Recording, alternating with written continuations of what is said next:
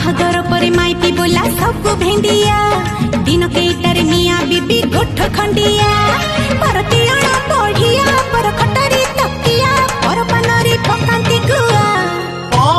बाहागर पर सब झियो को पठ अड़ुआ दिन केटर कुआ कुआ काखरे छुआ हाथर चटू खड़िका झाड़ रे ओजा झुमका खाड़ी जीवल बहु बहु का पुछ पुछ किए से गढ़िला पुगुलो आटा काटी नाई सुगुलो सित ऊपरी पत्थर भीतरी सोलो ऊपरी पत्थर भीतरी सोलो नाइला नहीं सुना चढ़े